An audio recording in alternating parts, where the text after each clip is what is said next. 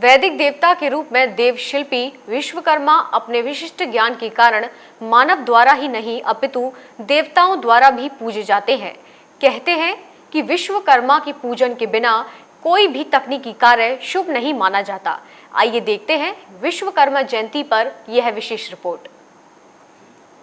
17 सितंबर को तकनीकी ज्ञान के रचनाकार भगवान विश्वकर्मा की जयंती मनाई जाती है। इनको देवताओं का वास्तुशिल्प का जनक कहा जाता है, इसलिए शिल्पकला से जुड़े लोग इनकी जयंती को विधि विधान से मनाते हैं। मान्यता है कि भगवान विश्वकर्मा के पूजन के अर्चन बिना कोई भी तकनीकी कार्य शुभ नहीं माना जाता है। इसी कारण विभिन्न कार्यों में प्रयुक्त होने वाले औजारों, कल कारखानों में लगी मशीनों की पूजा की जाती है। भगवान विश्वकर्मा के जन्म को लेकर के शास्त्रों में अलग अलग मान्यताएं हैं। वारा पुराण के अनुसार ब्रह्मा जी ने विश्वकर्मा को धरती पर उत्पन्न किया। वहीं विश्वकर्मा पुराण के अनुसार आदि नारायण ने सर्वप्रथम ब्रह्मा जी और फिर विश्वकर्मा जी की रचना की।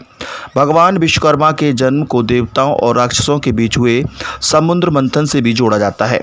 इस प्रकार भगवान विश्वकर्मा के जन्म को लेकर के शास्त्रों में कई कथाएं प्रचलित हैं और उसे ज्ञात होता है कि विश्वकर्मा एक नहीं कई हुए हैं और समय समय पर अपने कार्यों को ज्ञान से व दृष्टि से विकास में सहायक हुए हैं।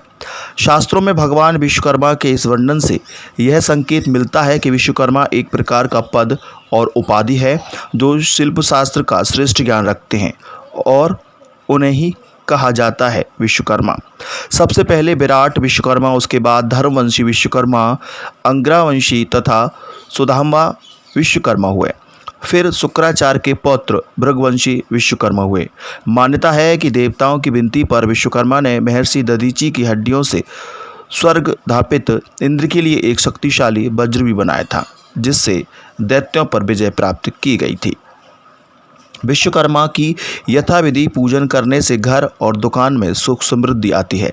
इस दिन अपने कामकाज में उपयोग में आने वाले मशीनों को साफ करके फिर उन्हें स्नान करके भगवान विष्णु के साथ विश्वकर्मा जी की प्रतिमा लगाई जाती है और विधिवत पूजा की जाती है। तत्पश्चात ऋतुफल, मिष्टान, पंचमेवा, पंचामृत का भोग लगाया जाता है। दीप धूप आदि जलाकर दोनों देवताओं की आरती उतारी जाती है।